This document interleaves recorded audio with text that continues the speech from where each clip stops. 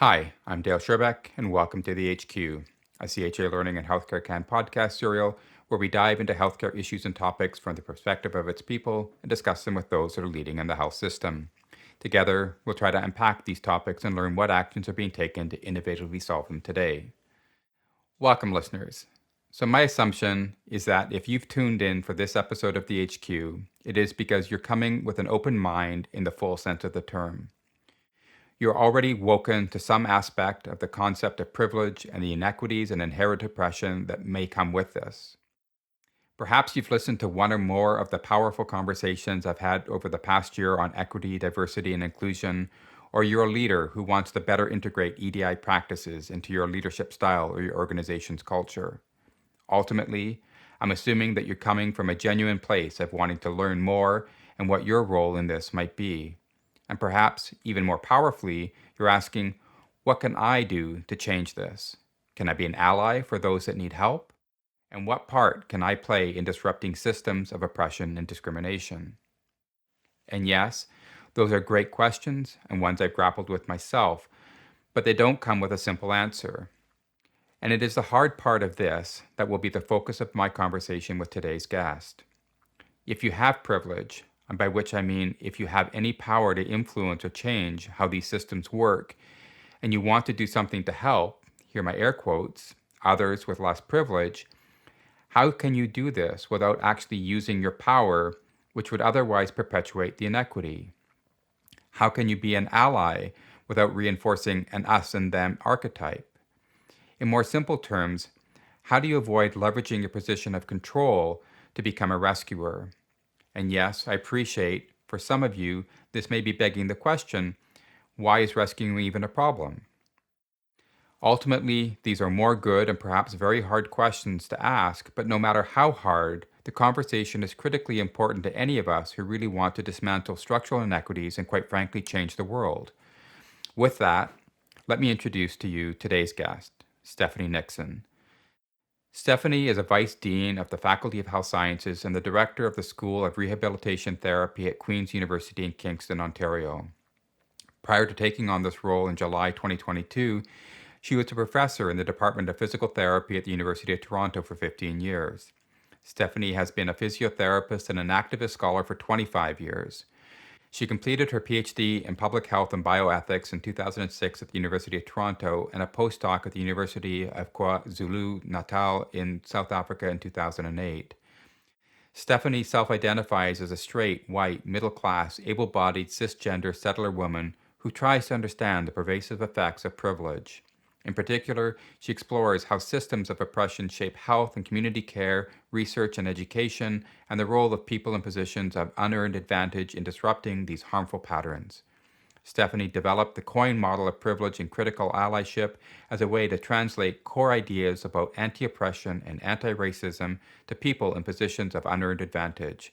So hi, Stephanie, and welcome to the HQ.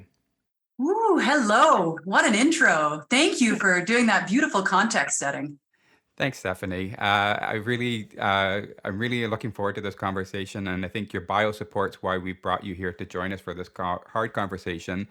But I think it'll be both interesting and provocative, and I hope unpacks this for some of our listeners today. So, I know your work on privilege has already received a lot of attention over the years, and you've spoken about it at length. However, for many, your work may still be new.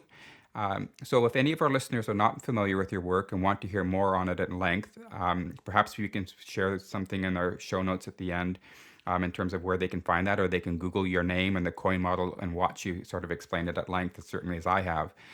Still, I think it's an important place to start, so all of us have a similar starting point for the conversation that will follow.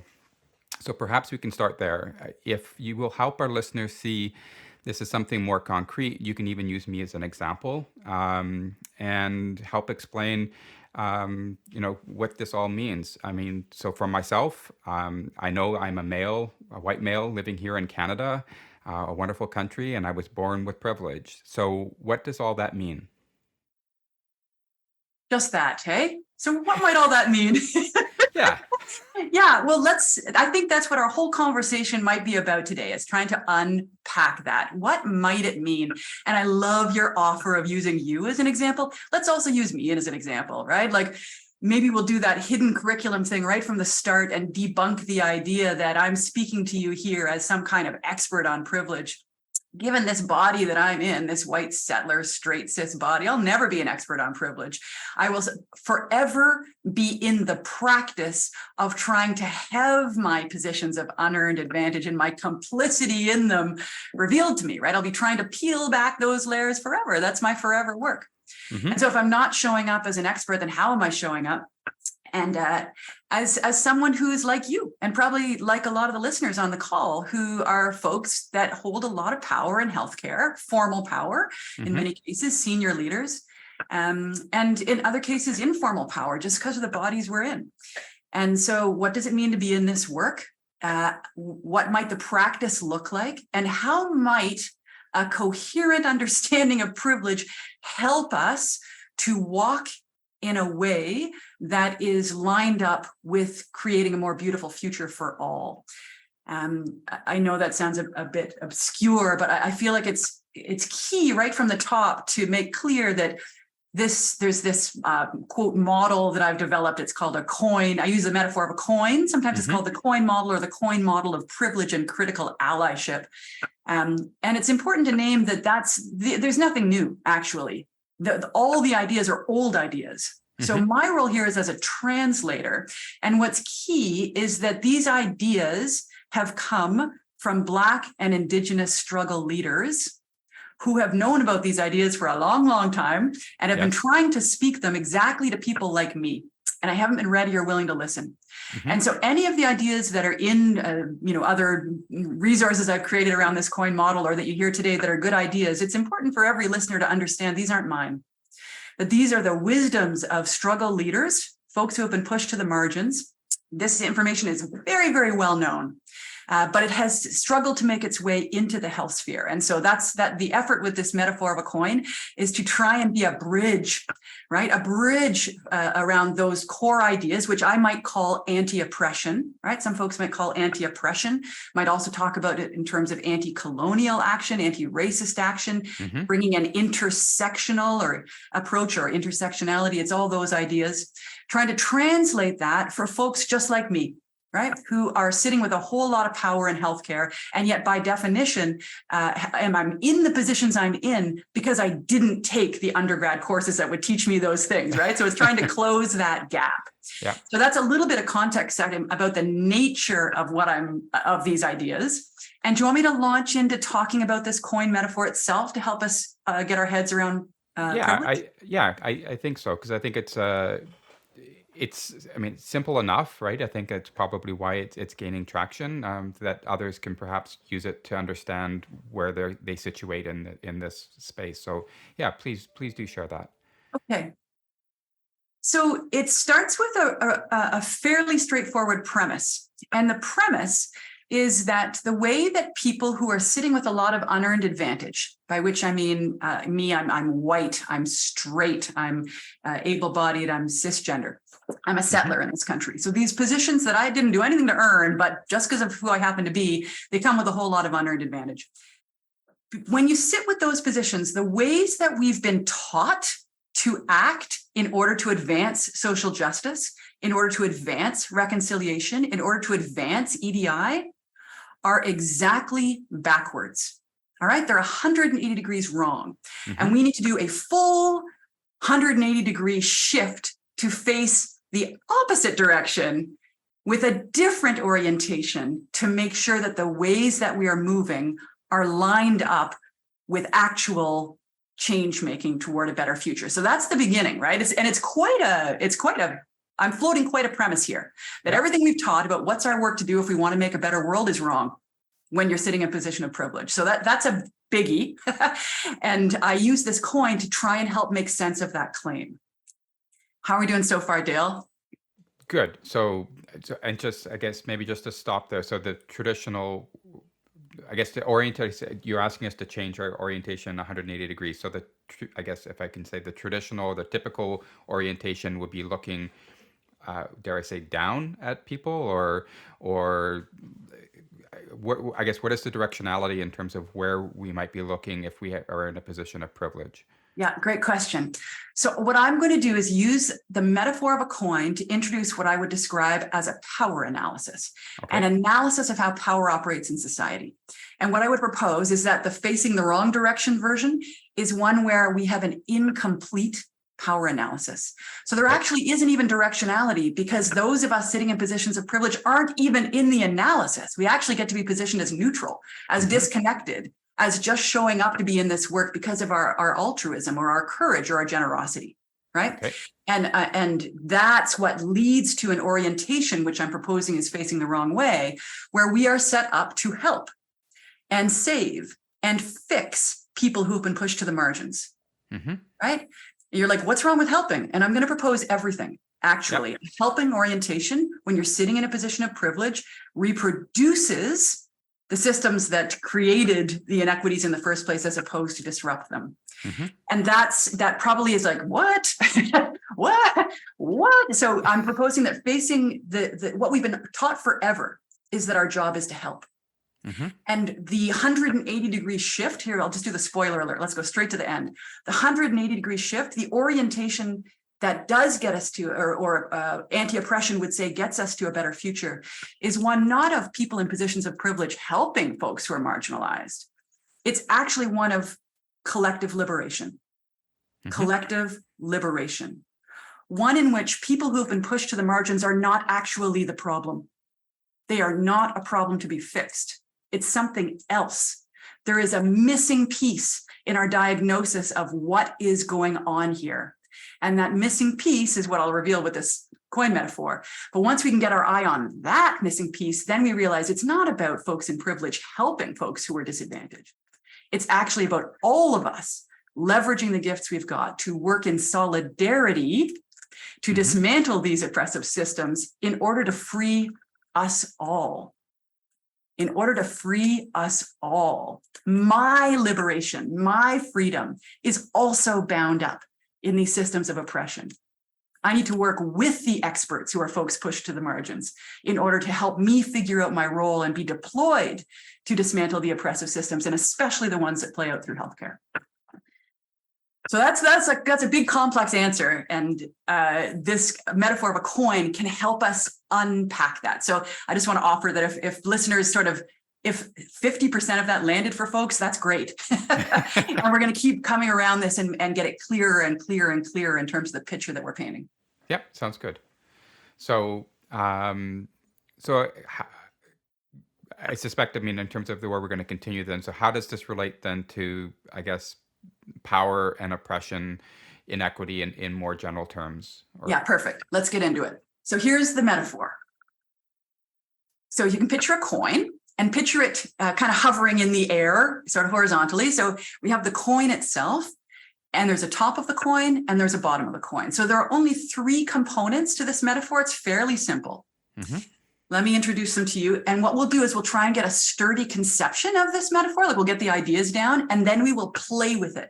And it's playing with the coin that will help us understand why there's pieces missing in the power analysis that we've all been taught, and what turning 180 degrees offers us in terms of what's our work to do as health leaders, right? That I'm going to propose that once we can make this shift, it like opens up a world of possibility for real transformative action. It shifts very much what is our work to do, and it actually feels better too, like it's an embodied experience. So anyways, back to this coin. There's a coin, top of the coin, bottom of the coin.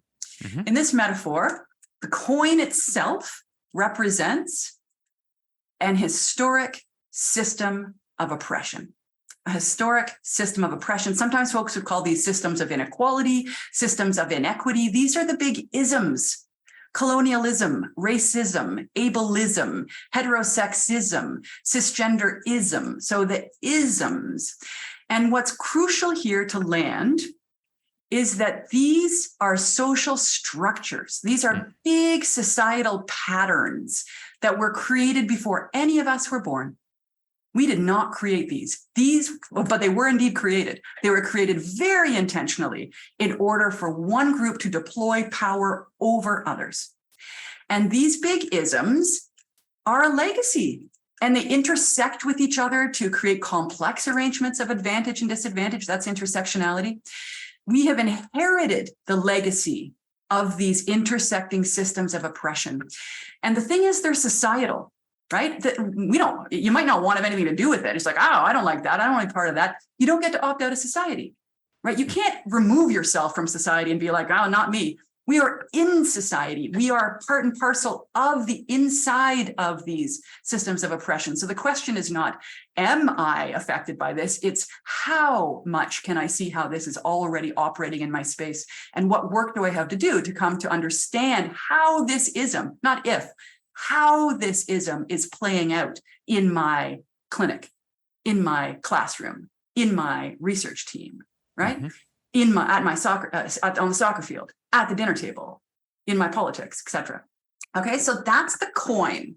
The coin is the big ism. We're moving on. We talked about a scaffolding, right? In teachings, we're scaffolding on, we're layering on. So what's the top and the bottom of the coin then? So the top and the bottom of the coin are the places where we find ourselves, not because of anything we did, but because of how we're structured in history, whether we find ourselves on the top of a particular coin. And if you do, that's the domination side. That's the unearned advantage side. So for instance, the coin of racism was created by folks who have skin that looks like mine, by which I mean is perceived to be white, okay? Mm-hmm. So because I'm considered to be white, I find myself on the top of the coin of racism. And what it means is I get an unearned advantage. It is unlinked to merit or worth or even my behavior. It has nothing to do with what I do. All it has to do with is the color of skin I happen to have. Mm-hmm. And I might not even know that I'm getting this advantage. All right. I frequently don't. When you're on the top of the coin, you frequently have no idea that you're getting this unearned advantage, but that doesn't mean you're not getting it. Yeah. You're getting it. It's just how much can you come to see it? And the bottom of the coin is the exact opposite. So when we find ourselves on the bottom of a coin, it means that we get an unearned disadvantage that others don't. And we did not earn it. It's unlinked to our behavior. It is unlinked to merit. We get it just because of who we happen to be. So the example here would be sexism. I happen to be a woman. Therefore, I find myself structured in history to be on the bottom of the coin, the subordination side of that power over structure. And does that mean I'm a victim? No. Does that mean I'm not powerful myself? No, I'm mighty powerful. But what it does mean is that I face a whole bunch of battles that I did not earn because I happen to be a woman. Mm-hmm. So the metaphor is system of inequality, and we find ourselves on the top or the bottom, depending on how we're structured in history. And of course, there are many, many different coins. We find ourselves on the top of some, the bottom of others. And it's those multiple, and so do our patients, right? So do our colleagues, so do our students. And so that's the idea of an intersectional analysis, is to consider which coins am I on the top of, which coins am I on the bottom of, and how do those then combine to create a complex arrangement of advantage and disadvantage that's unearned and therefore unfair. So that's the metaphor. And I want to play with it in a minute, but Dale, how did that land? Does that feel clear, or did it get too academic at times? No, that makes perfect sense. My wheels are turning as I'm trying to sort of apply that to my own life and experiences and my own privilege. So yeah, I understand, and I mean, to some degree, are you using the coin, I guess, as a metaphor in this because of not just because it has two sides to it, but also because of perceived wealth or monetization that comes with it as well, like the power that we get from that? That's such a beautiful reflection. Here are three ways that the metaphor continues to work that are a complete accident. So okay. I only dreamt of it in the first place because of the shape. But I find three very, very useful extensions of the metaphor that have been offered to me, gifted to me. The first is, as you're noting, the direct link to capital. Mm-hmm. So yeah, this is so tied up with capitalism. The idea of a coin actually makes a whole lot of sense. The second, and this comes from a colleague of mine named Ed Connors, who is a Mohawk elder and educator I do a lot of work with. Mm-hmm. He talked about how significant the introduction of coins was as a tool of colonization. right? Because it shifted so dramatically the way of relating to each other and relating to the land, for instance. So a lot of this work, especially because we're in Canada, which is a settler colony, right? It needs to be deeply tied to an understanding of colonization. And so the symbolic nature of the coin for that is also really powerful. The third, and this comes from a comedian and performer named Shoshana Sperling, who I do a lot of work with. She noticed that often when I'm talking about this, sometimes I talk about the shifting, we're facing the wrong direction, need to move 180 degrees. Other times I talk about it as a sleight of hand trick, and actually bring in some magic metaphors. And she's like, is that why you use the coin? Because it's a sleight of hand trick. I'm like, oh, yes, it is. Or, no, it's not really, but I thought that works so perfectly. So yeah, so thank you for extending the metaphor with us. Great, thank you. So I think I'm good. So to the obverse, I guess, the bottom of the coin. All right, let's play with this coin. So here's let's do some gymnastics here, both you and me, Dale, but also for whoever's listening. If you can picture the coin, first do that work of getting it in your head. So there's that system of inequality, folks on the top, folks on the bottom. There's this lovely kind of mental exercise to walk through to help us understand why we might be facing in the wrong direction, why we might be having a misdiagnosis. And it goes like this. If we start by putting our mind's eye on the bottom of the coin, all right, that bottom of the coin position. And in this metaphor, to do the math back in your head, what's the bottom of the coin? Right, it's a position of unearned disadvantage. It's not earned, it's nothing unlinked to merit.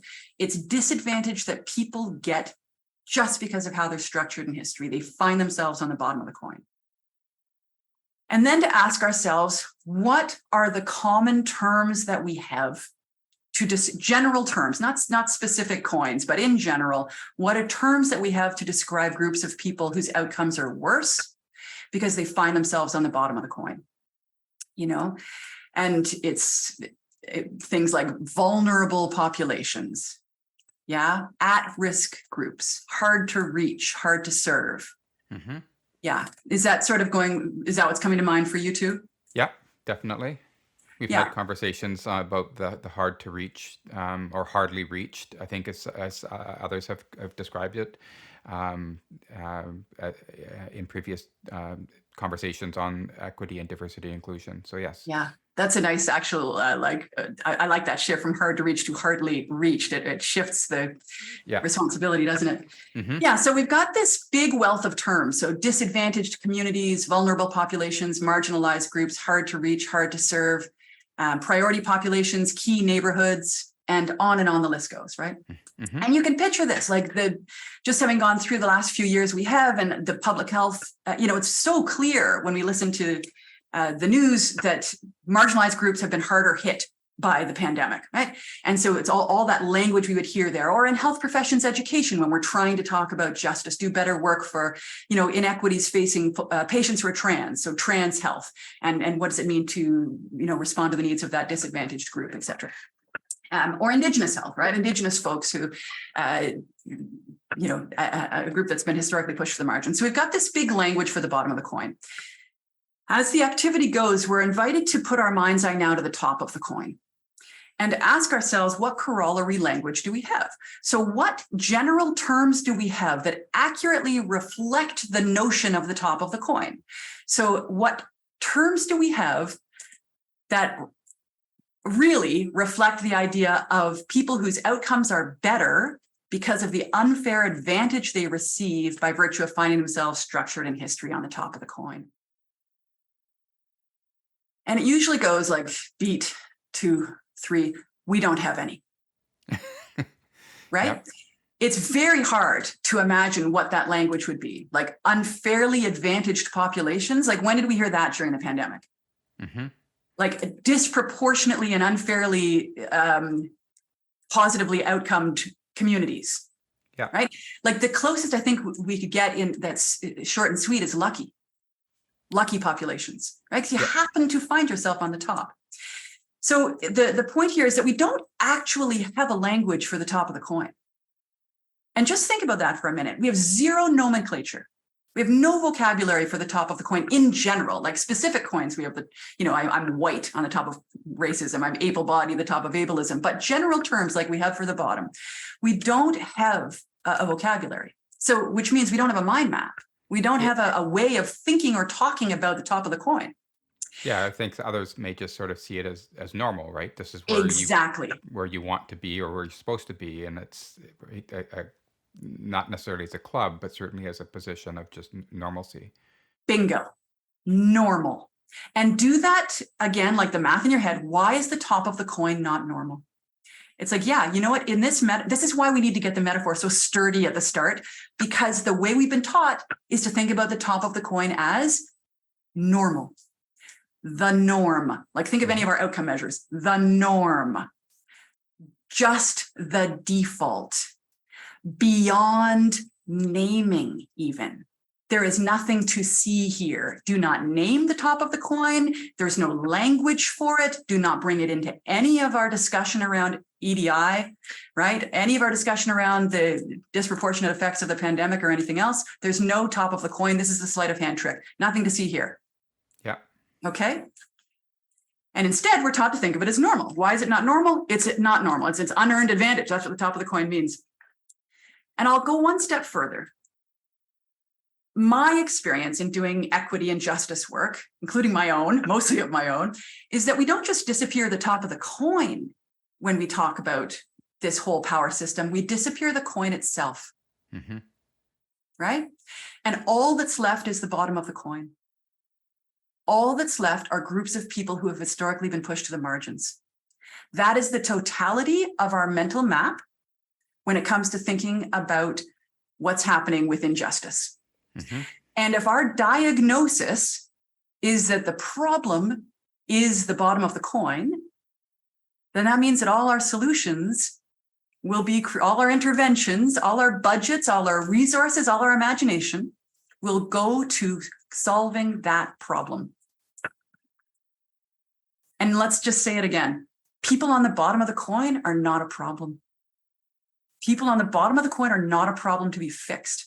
So going back to my earlier comment about we want to do better on inequities for trans folks, right? People who are trans are on the bottom of a coin, but what is the coin? And who's on the top, right? Indigenous health. Indigenous folks are on the bottom of a coin of colonization.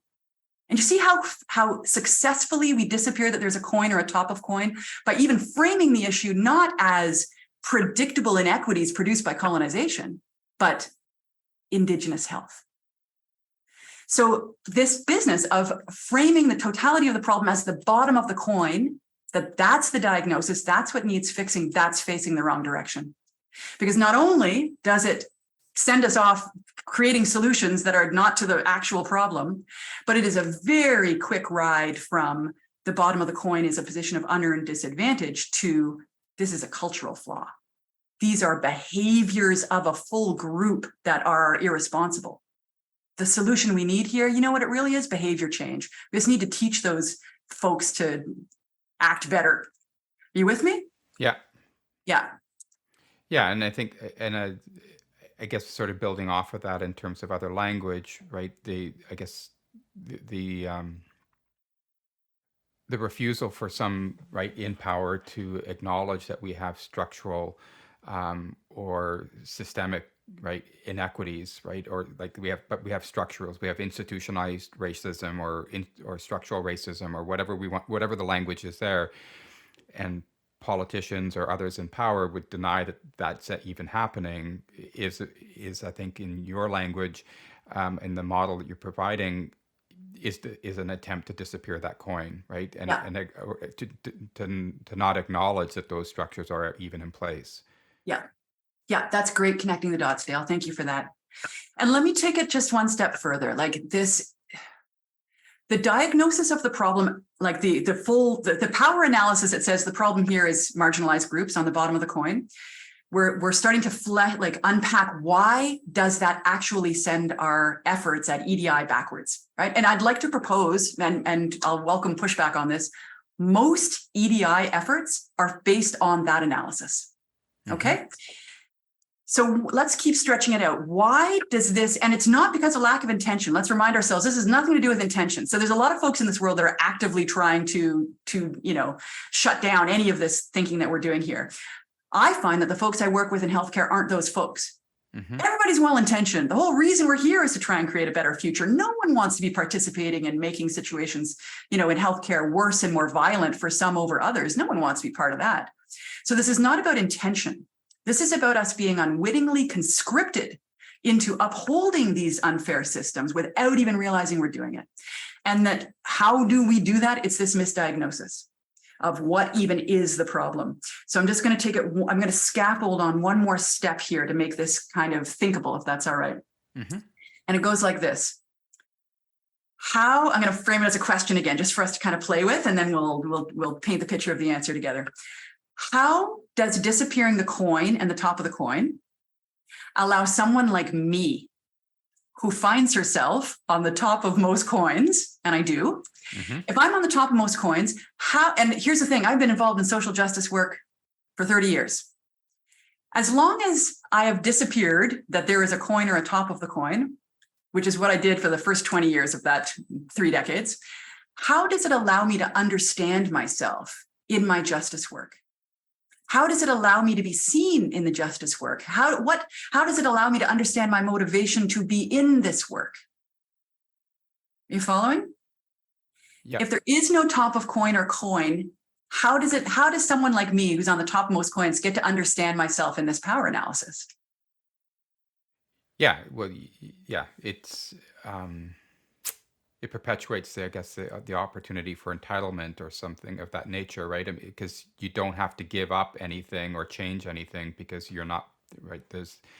You're not part of the problem, or you're not part of the issue.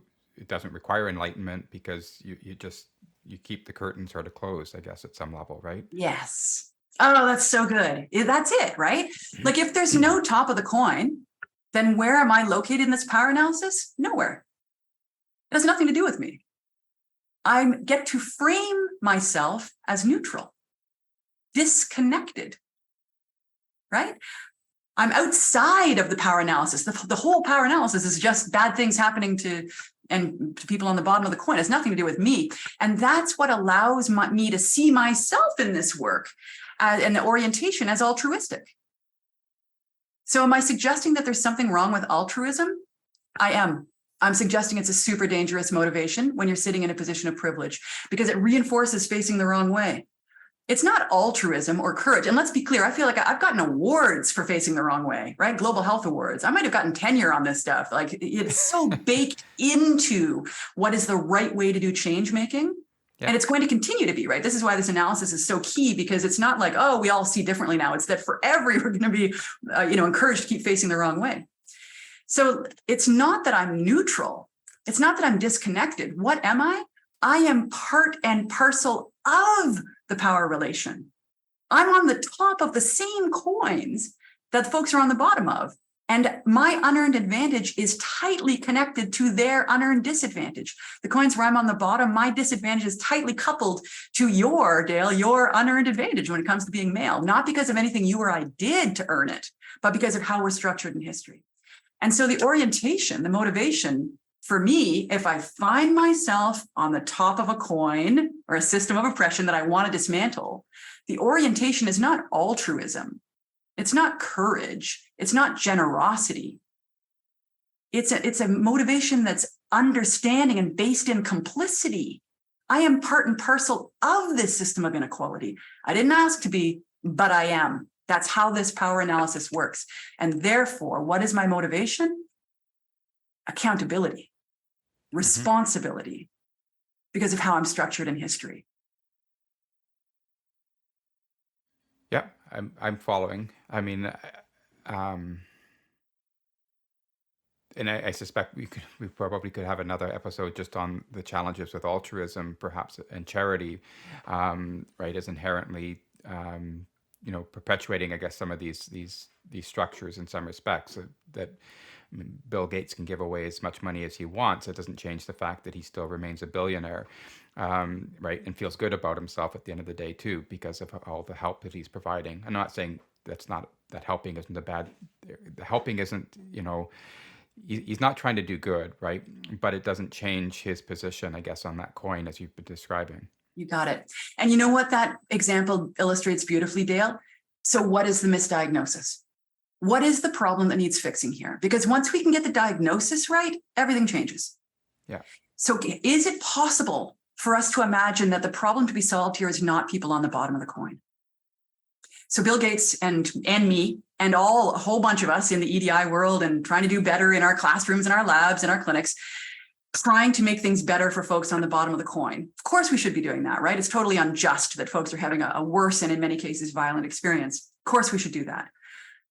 But that's not the source of the problem. The problem that needs to be diagnosed is the system of oppression.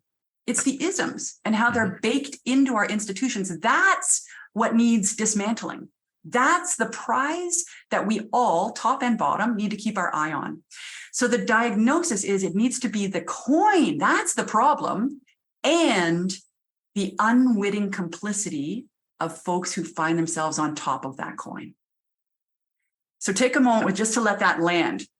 If the problem is no longer folks on the bottom of the coin, and rather the problem is the systems of oppression that are baked into healthcare and education and you name it, because it's structured all of society, and the unwitting complicity of folks on the top of the coin, then that diagnosis gives rise to a very different set of actions in terms of what might we do then, right? What might we do then? And if I can just scaffold on one more point, what might we call it then if what we're talking about for folks who find themselves on the top of the coin to no longer be facing the direction that says you are the expert, you should be in charge of helping and saving those folks on the bottom of the coin? Because you can see what nonsense it is now, right? Like we barely even know there's a coin on the top of the coin. Who are the community leaders that have been, leading social change forever? They're on the bottom of the coin. That's where the expertise lies. Meanwhile, who holds the budget, the purse strings and the pen when it comes to writing policy? And it's folks on the top. So you can see how we're in this bind. So if it's not being expert, right, and it's not, oh no, we've got our act together on the top and we need to help those folks on the bottom. It's like, what is the orientation then if it's not that? What is this 180-degree shift? And a language that I've given to the 180-degree shift, the orientation for folks on the top of a coin who realize they're on the top, that there is a coin and they're on top of it. Once you can get that, there's what I have called this in the past, that orientation is practicing critical allyship. So I know, you set up our discussion today so much with this idea of allyship. I just wanted to connect the dots to that. Yep. Maybe that's a language that we could give to this new orientation. Yep. And that's perfect. So that is where I was trying to set us up to go. I know that's not probably where we're going to end. But yeah, so if we're looking at, answering that question, then, so, yes, I've got privilege. We all acknowledge that. It is what it is. I am who I am. Okay. So now what, but my heart still, I have a good heart. I want to do better. I want to dismantle these structures. I want to not disappear the coin, though I guess in some ways we do, but in a positive way. So allyship is the way that I do that. If I'm paraphrasing back to you in terms of what that is, the critical part being, I guess, doing it through awareness, I guess, right, of understanding and myself as much as anything, and my roles and parts and all of this. So what do I do? Where does that lead us in terms of actions that I can take to help with this? Yeah, great. What a beautiful paraphrasing, Dale. Thank you for doing that. This is hard, right? This is tough stuff. And I really, I appreciate you helping us reframe, reword, try and get our heads around this. It's a real invitation to imagine ourselves in the world differently. This is tough stuff. So to your question, which is usually everyone's most important question. So what do I do then? Wait a sec, I don't want to be part of that. What do I do, right? Because part of the premise is when you're on the top of the coin, there's no such thing as neutral. There is no neutral position, right? So there's no such thing as I don't want to get involved. There's no such thing as I'm not political.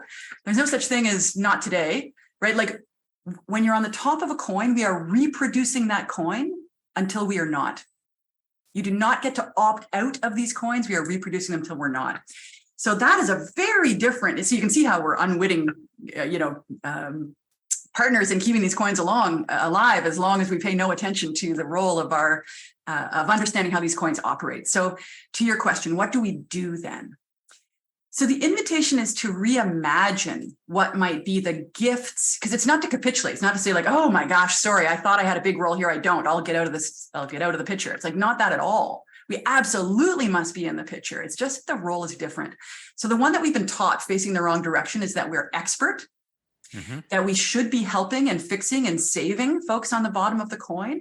It comes with a profound entitlement that we belong in every space, in every debate.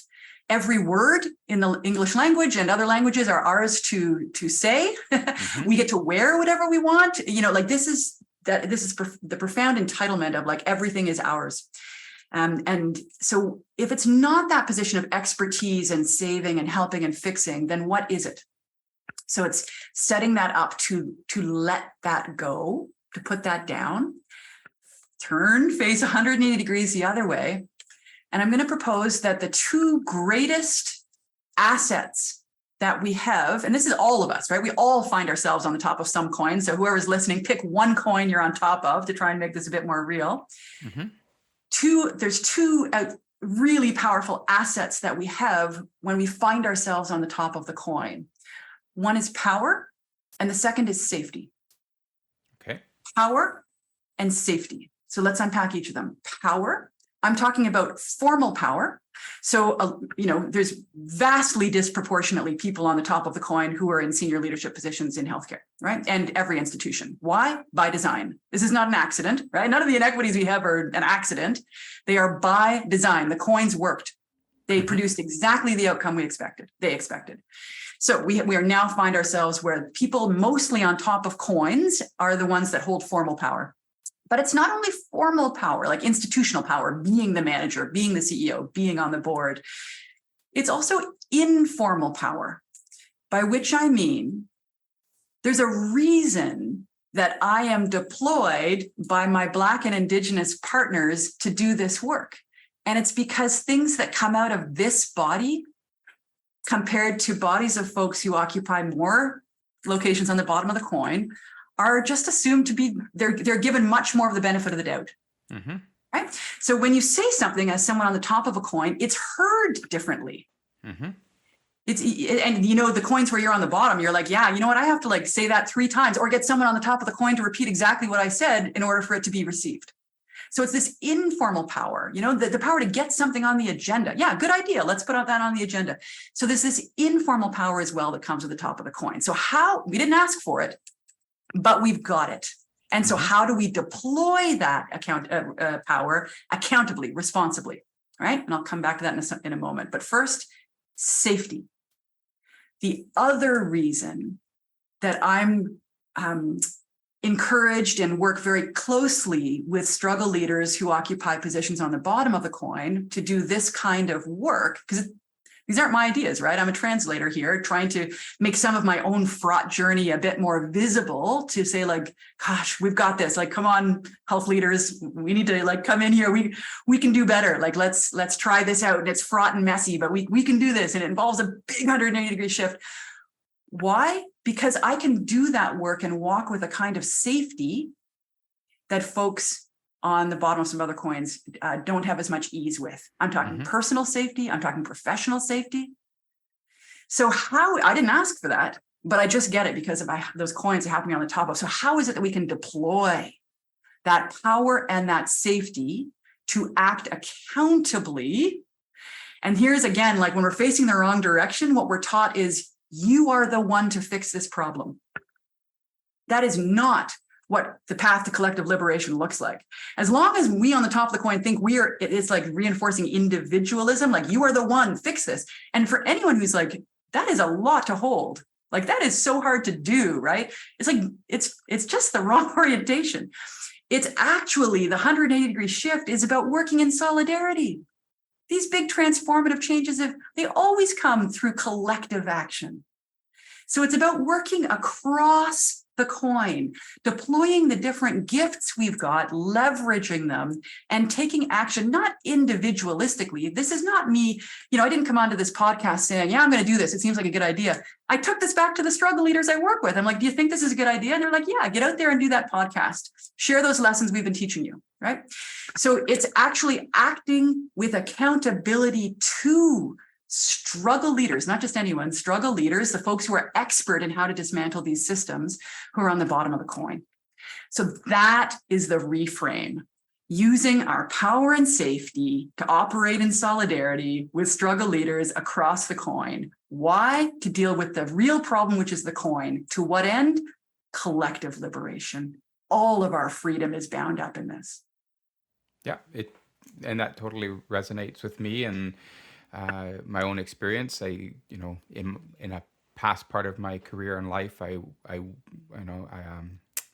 was an academic. I taught English literature, and I was teaching overseas to my students, mostly women, talking about 20th century feminist works. And so we had to talk about feminism, the birth of feminism, and what that all meant. Meanwhile, my partner, a woman, was teaching the same curriculum herself and was a card-carrying, self-professed feminist herself. Her students looked at her critically and with skepticism when she talked about feminism because of her position. Wow. My position, much like you're describing, because I was a man talking about this, was looked at. I had the safety, right, to have that conversation. I wasn't imposing something or taking away something. I was having a constructive conversation, and so it was very interesting to sort of behold that. Like the instant legitimacy that you had, that you were gifted compared to your partner. What a beautiful example. And if it's okay, I'll just extend it. Like we'll take that story and extend it to just scaffold on one more point here, which is there's not just one coin for all privilege, all oppression, right? It's not that. So are you privileged or oppressed? It's that for most of us, we find ourselves on the top of some, the bottom of others. It's complex. Same with our patients, our learners, our colleagues, right? It needs a far more nuanced analysis. And if we do anything in this exchange today, Dale, what I'm hoping is that we make it possible for folks to imagine this might be a thing, right? We're just trying to open the door to this possibly being a thing. So here's the insight I want to scaffold on, which is just because we might have a whole lot of insight around one coin does not automatically mean that we have insight about all the other coins. In fact, the insights, the coins where we're on the bottom, those we normally know full well that there are coins when we're on the bottom, right? And we normally can tell full well how they operate. It's the coins where we're on top where we don't even realize it's a coin. And you can see, just picking up your example, like around feminism, what the coin, I guess the most common feedback I get about this coin is not that it solves our problems for us, but that it gives us a little mind map and a little bit of a language for getting our heads around these complex issues of power. So to apply it in the context of feminism, we have a coin of sexism. And in the story that you shared, it was a beautiful illustration of how your position on the top of that coin, even though you probably did the same thing that your partner who's on the bottom of that coin, you delivered the same classes, and yet you were conferred a whole bunch of legitimacy she was not, right? Well, let's add on more coins. So we know that you take the coin of racism, and there's been pushback for years and years and years that feminism, a lot of the work that's happened there has assumed whiteness, has actually not also taken into consideration the intersection with the coin of racism, right? That this feminism that is being taken as the whole story is actually nowhere close to the whole story, because it assumes the top of coin locations on all the rest of the coins, right? So that pushback. Or take it a step further. Earlier in our exchange, I was talking about inequities faced by trans folks, right? Trans health. If trans folks are on the bottom, what even is the coin?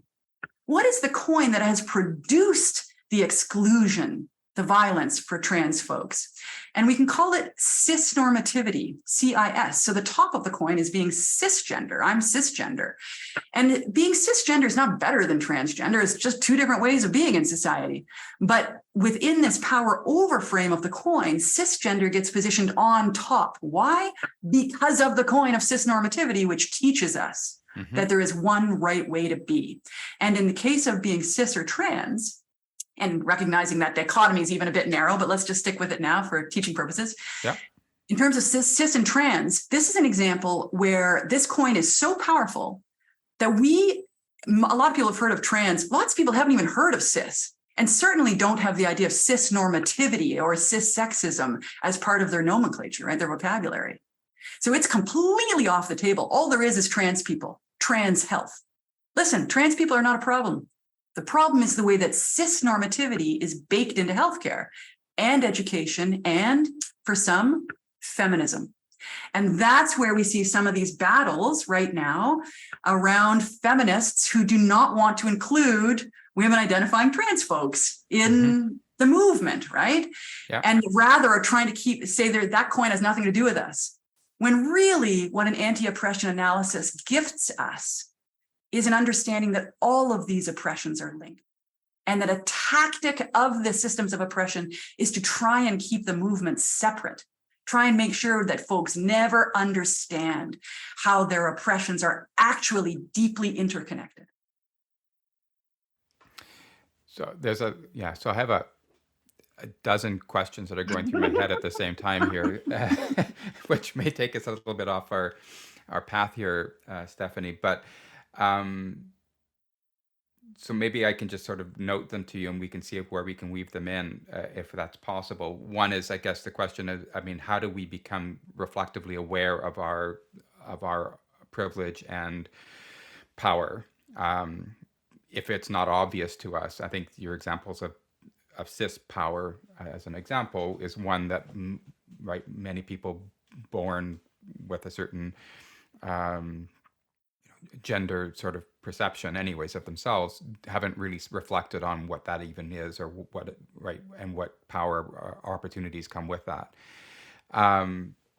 The other question, I guess, is trying to, I guess, reflect this back into healthcare itself more specifically, and how does this show up so that we can, I guess, our listeners in particular can sort of see how this it expresses itself in our healthcare systems and services. And the other question I have, and that might be part of that conversation, but I guess when I'm reflecting on many of the different coins that you've described, and I appreciate this is not the end of them all, but they do seem to stack up a lot in terms of our health determinants, or the population health sort of perspectives, right? So each of those determinants is a coin at some level, isn't it? And has impact on health outcomes, not just in terms of the other aspects. You got it. You got it. That is it, Dale. Like, just a short trip down memory lane, okay? Sure. I went to school for all these things that we're talking about. Mm-hmm. Couple of undergrads, a clinical degree, a PhD, a postdoc, all in these topics.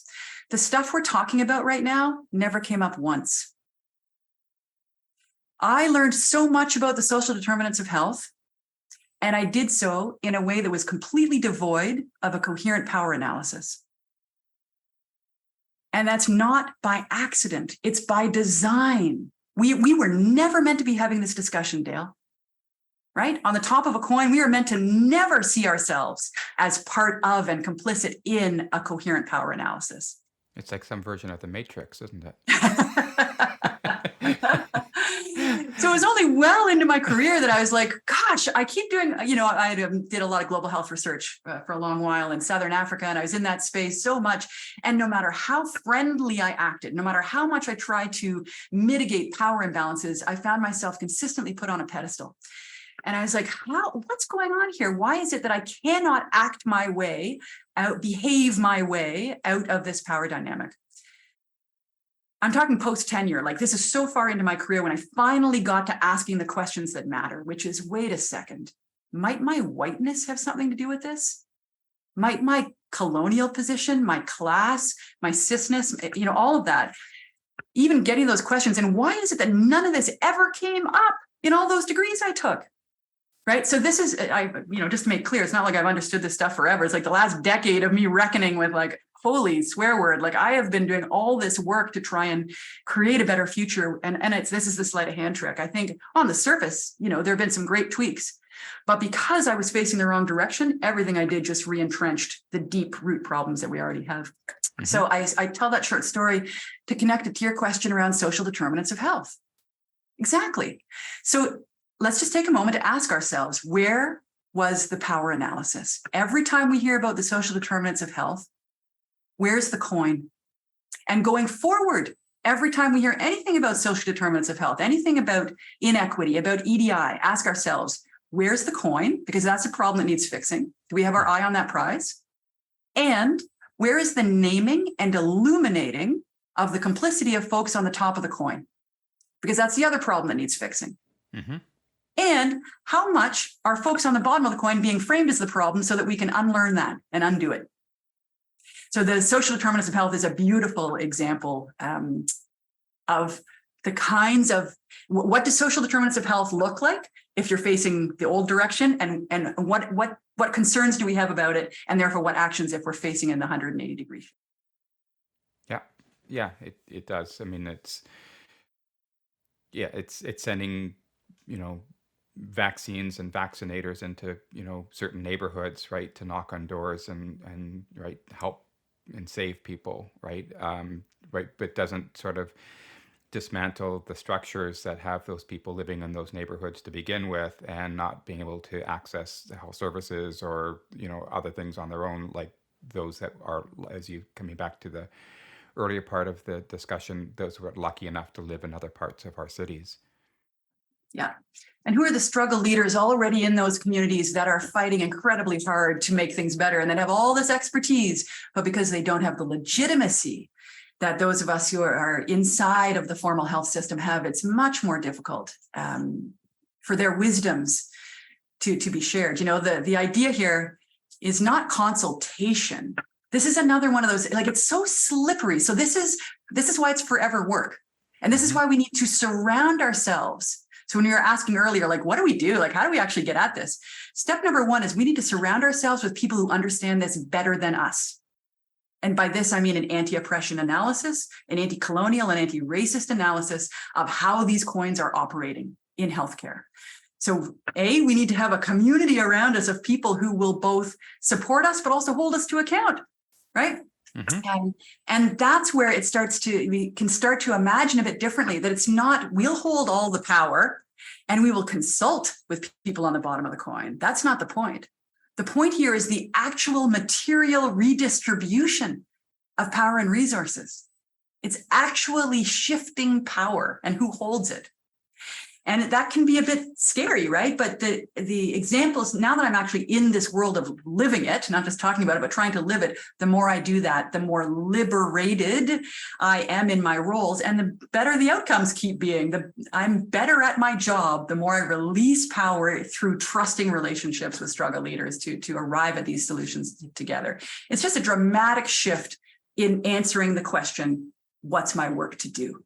And that might be one of the core, seeds to land here, is the invitation to the question, what is my work to do? And the answer is, it depends, where we find ourselves structured in history. And for those coins where we're on top, what's our work to do? It is to do a whole lot of learning and unlearning about how that coin operates.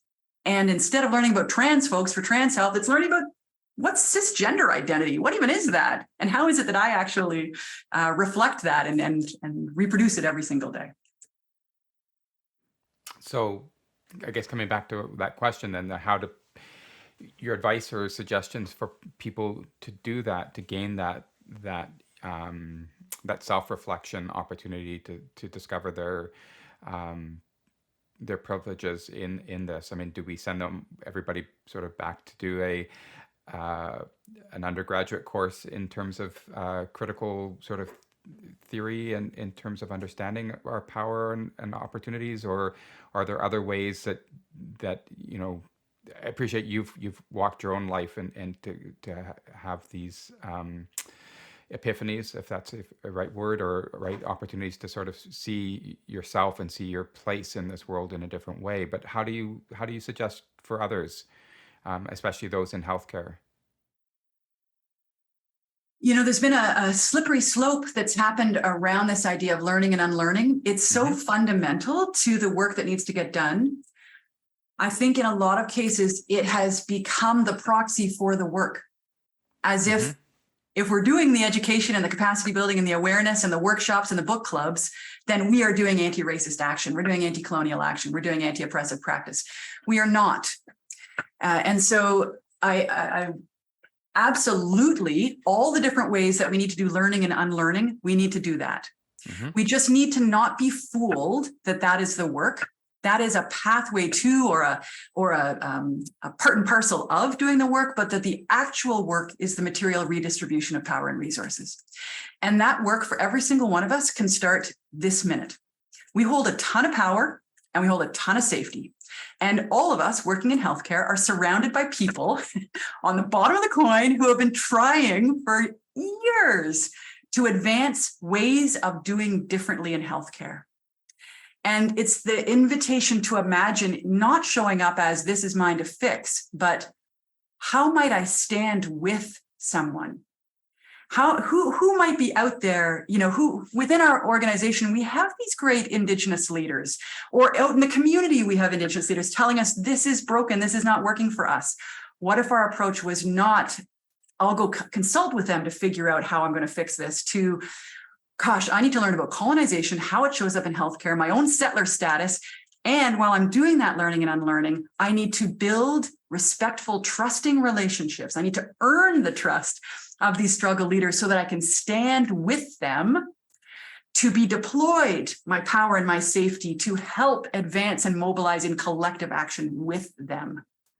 And you can swap in and out any of the coins. It's like we've got, I just did a study recently on the way that heteronormativity shows up in physiotherapy clinics. You got wonderful groups of queer leaders in physiotherapy ready to help my own profession of physiotherapy understand its heteronormativity that produces inequities, right? It's that we have to stop thinking about queer folks as the problem and heteronormativity as the problem and our own reproducing of it when we are straight folks.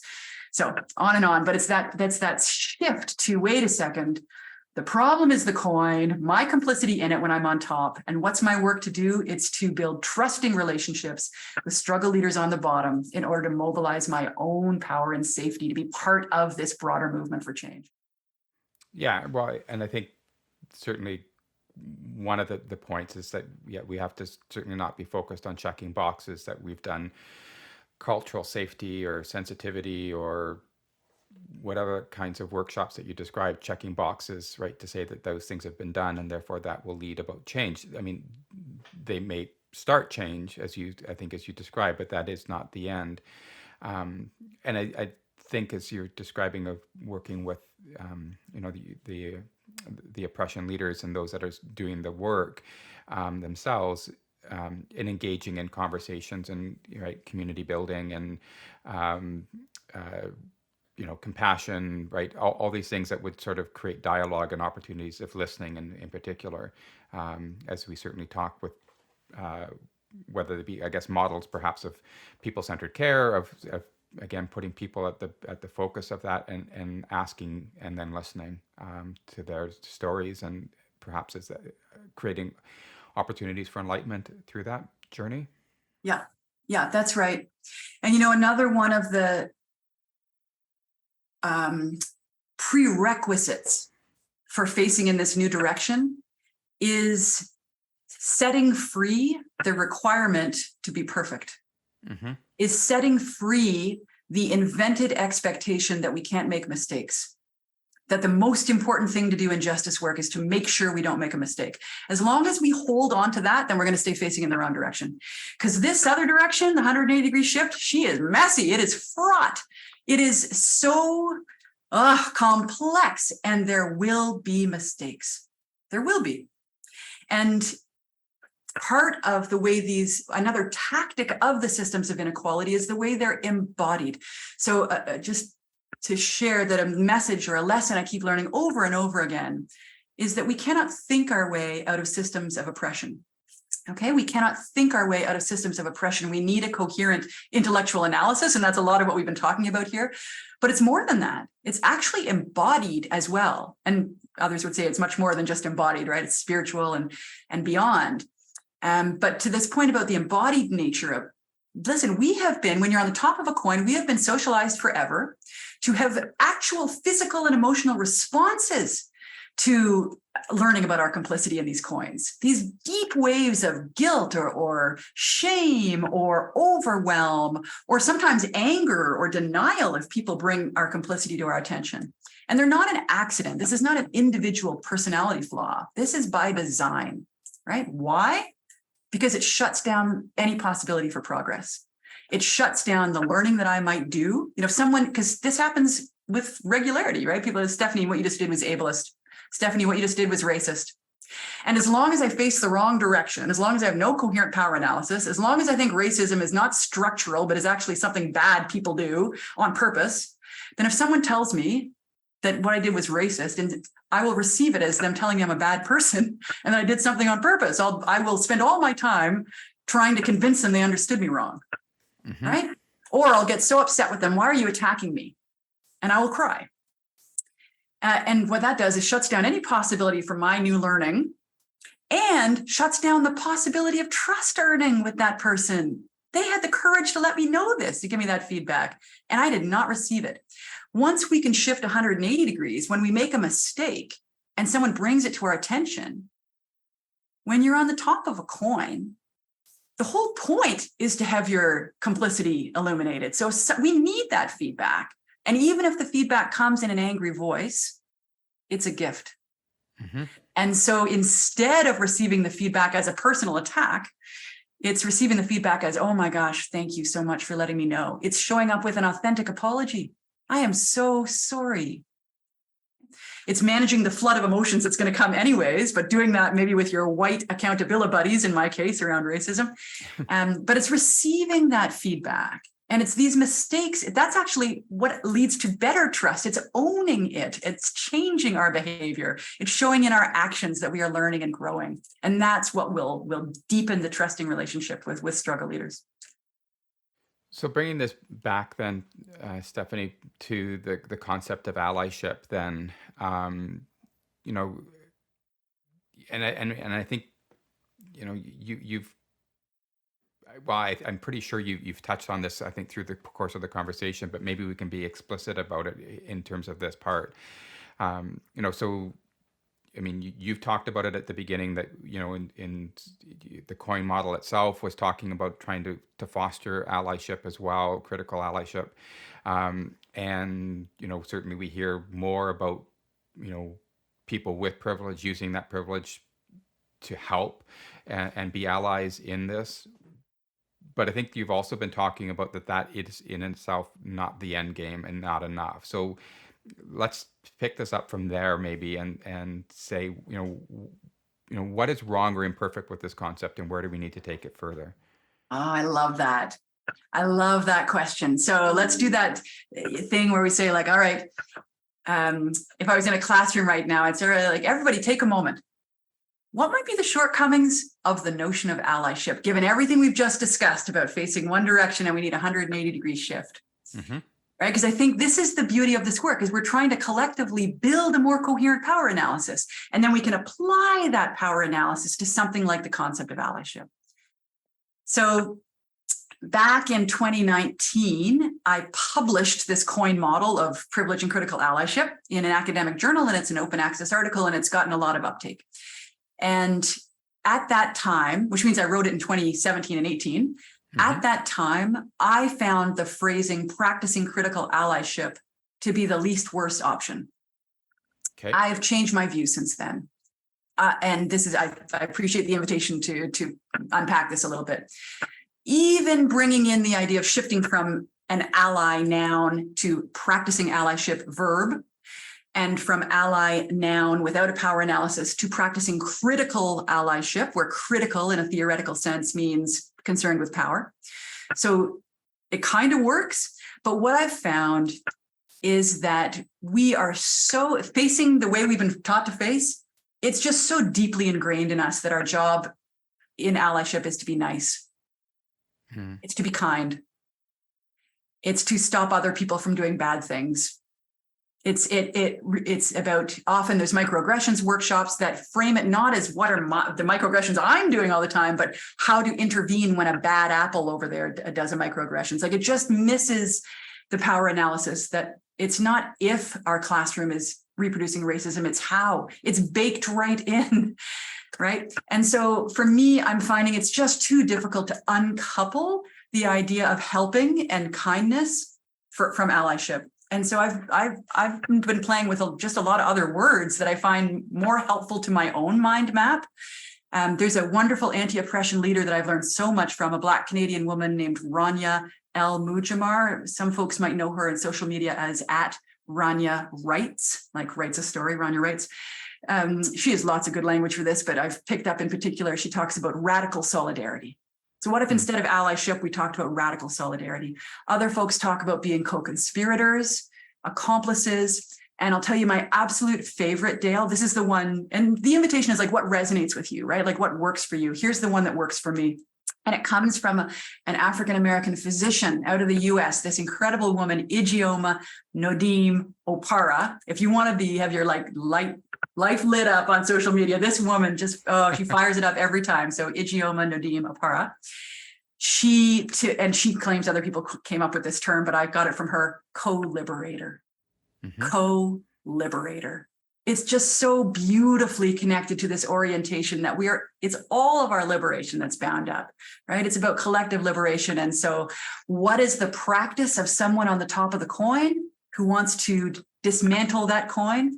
It's to be a co-liberator.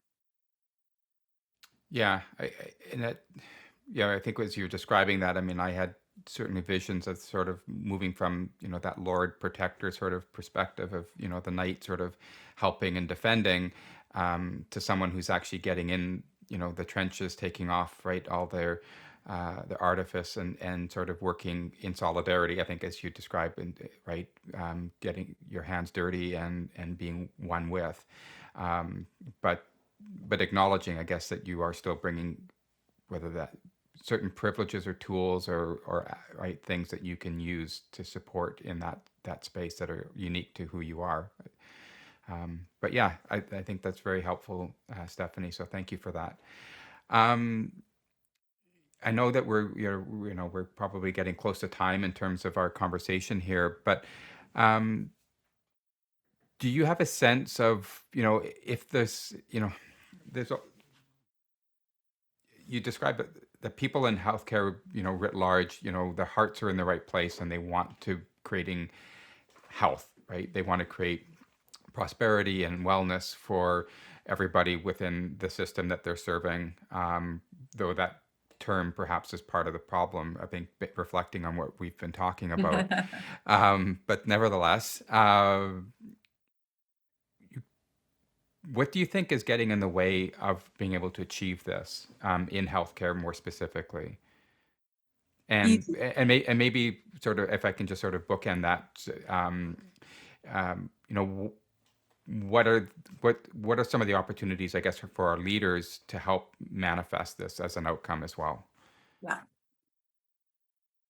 Yeah, I was, when you're saying what's the biggest thing that's getting in the way, I'm like, easy answer for me, a coherent power analysis. We're not meant to have one as health leaders. The number of spaces I find myself in where we have brought the best brains together to talk about, take a topic like healthcare access, for instance, right? The reason we would talk about that is because there's lack of access. We know that lack of access is uneven, it's patterned, it's by design, it's according to these systems. And yet there is zero or minimal, we're not overestimating, minimal capacity for a coherent power analysis of what is at the root of this problem. And so instead we come at it from just a perspective that misses over and over again. And I'm not pointing fingers at others, I'm pointing fingers at myself. That is my biggest challenge in trying to be a healthcare leader, is trying to constantly build this more coherent analysis of how are these systems playing out now. And I'll tell you, when I came into this role, so it was a year ago that I started this role here at Queen's as a vice dean in the Faculty of Health Sciences.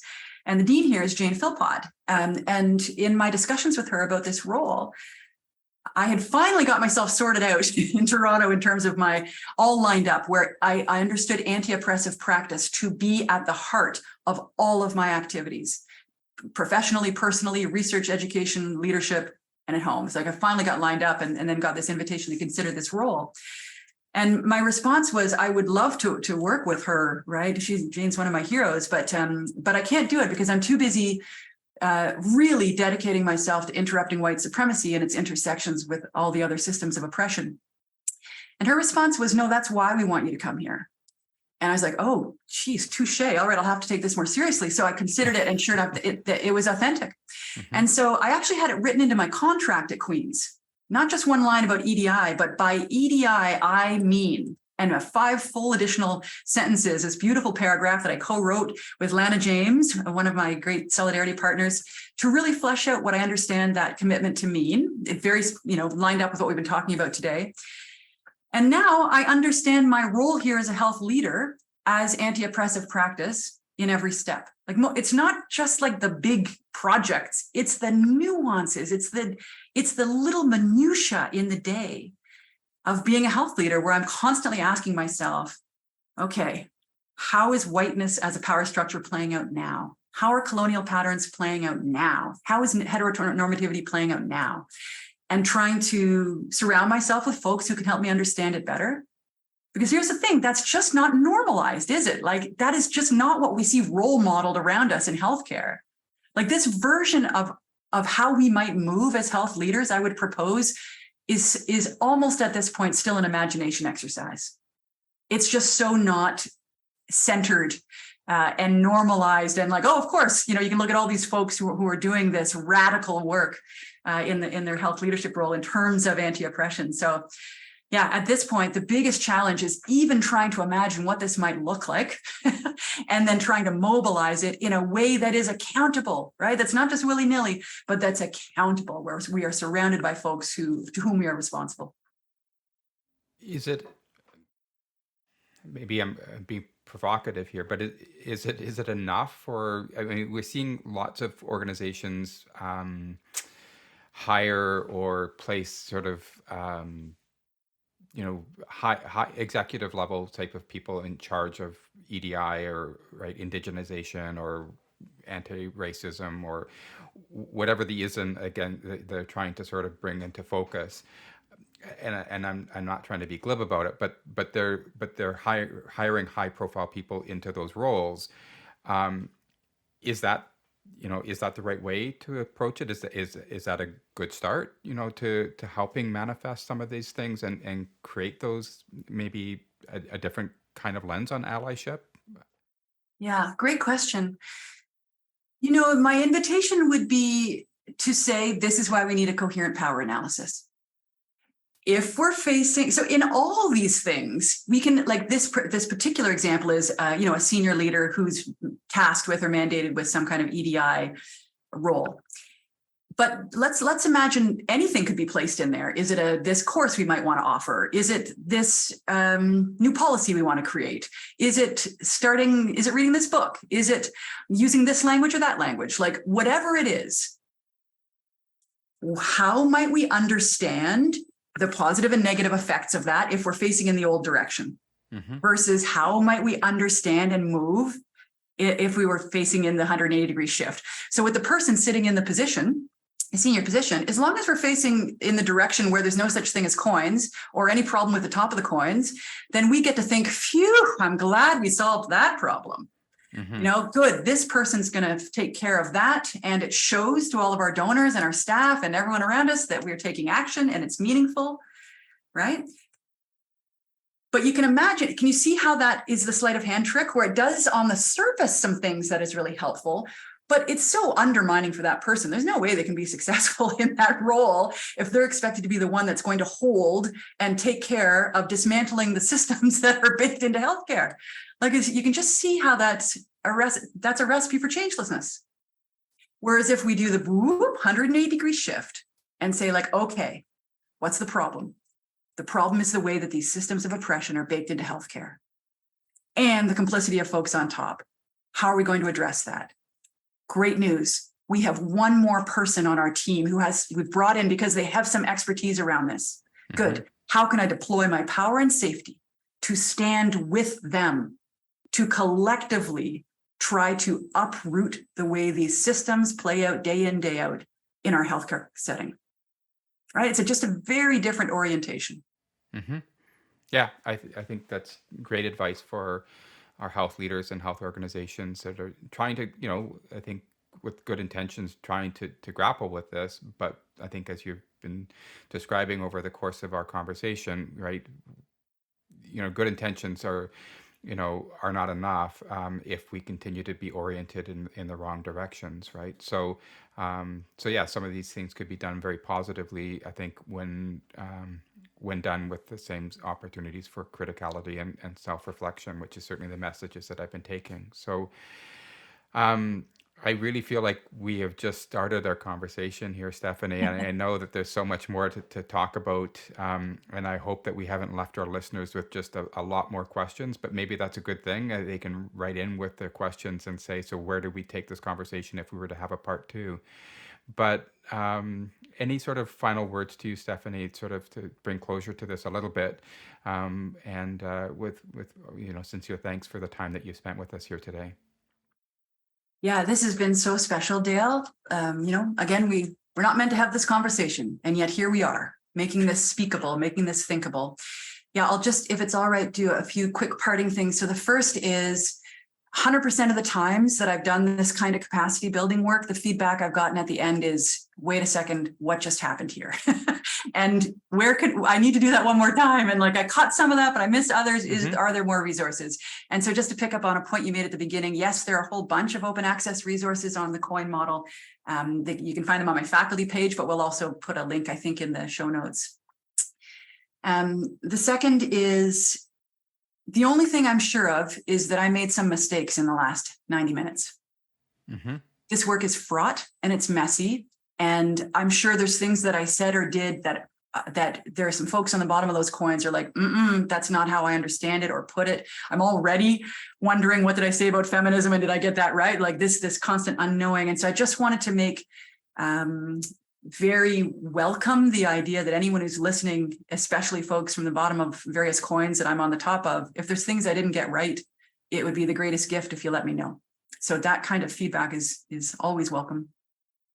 And part and parcel of being in this work accountably. So, and then finally, just to say, this is hard what we're doing here, Dale. I have a whole bunch of emotions right now. And physically, I'm like, my heart is going fast and my head is hot. And I just wanted to offer that this work is embodied, that whenever we start dismantling these coins, it shows up physically. So to honor for you and me, and maybe folks listening, that self-care, self-compassion is a really crucial part of this story. So for each of us to drink lots of water, go for a walk, be gentle on ourselves today as much as we can. That's part of being in this work for the long game. Thank you. Yeah, I think that's great advice on all those aspects, and I echo your thoughts in terms of any muddling that I've perpetuated through this as well. And we're trying, right, and learning together. This is not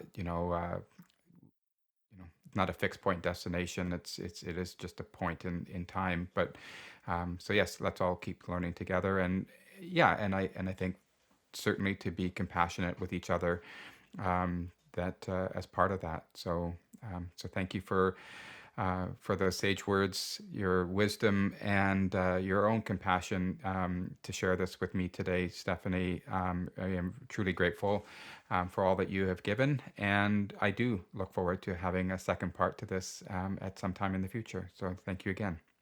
Thank you. Okay, take care. You've been listening to the HQ, and I'm Dale Sherbeck, your host. You can find this and other future episodes on the CHA Learning website, Apple Podcast, or Spotify. We'd love to hear what you think, so please follow us on our other social media channels. Thanks for joining us in this discussion today. Please join us next time.